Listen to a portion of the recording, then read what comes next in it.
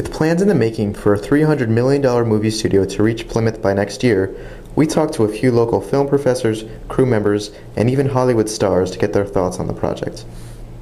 One of the great needs on the East Coast is for studio space. That's why people shoot in Los Angeles.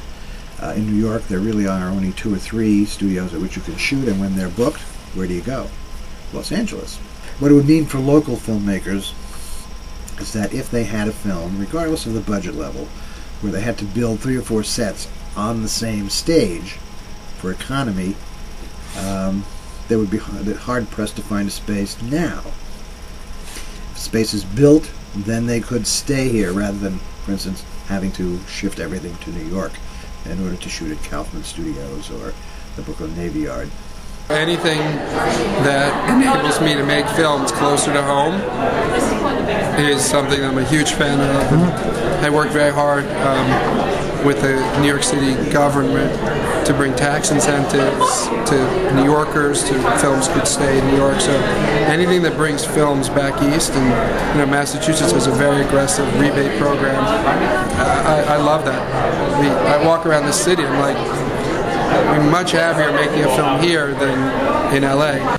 My take on the sort of cultural effect of a studio in Massachusetts is that there's not anything really to be afraid of. I tend to think that no matter how cheesy the movies might be that get produced in Massachusetts, that ultimately it's really bringing money into the creative community here, and you ultimately have to have that money flowing in order for people to do more interesting and offbeat and independent indigenous work. If you don't have that base in the economy, then people don't stick around. So I think that it's not something to really fear. I think, yes, initially it may mean that people are sort of tied up, and when you're trying to do something local and interesting, people will say, I'm too busy working on some terrible slasher movie or something.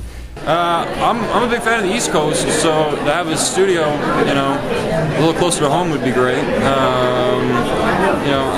They're trying to do a similar thing up in Toronto, not to the extent that they are there in Plymouth, but they're trying to do a bigger facility up in Toronto, which I'd be very supportive of. But I'm a fan of just getting film elsewhere, get it out of Hollywood a little bit. The Hollywood culture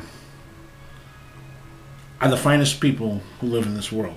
They've achieved a certain level of success, and they're whether they're the best actors in the world or whatever, it's all hype. They're just people. They come, they work, they spend money in the community. There is no problem. There's no moral problem. These are all very moral people. They just have they have an image to promote the product they're making. It's not going to hurt the area. It's going to enhance the area. It's going to bring more people out here. It's going to provide work and income for the people that live in this area and all the businesses that are here. It's going to generate more businesses. It's nobody should fear it. It's only the future that they should enhance and enjoy and look forward to. Manufacture motion pictures in America is America's last totally homegrown industry. We are the last product. We are the last export. We're holding on by our fingernails and fighting for stuff to be manufactured here on our home territory, on our ground. And as for what it'll do for the community, the trickle-down effects are fabulous. I mean, millions of dollars will be spent in a community where nothing is spent right now. I mean, there is no industry. Why fear it? It's only another part. The entertainment business is probably something that everybody is looking forward to.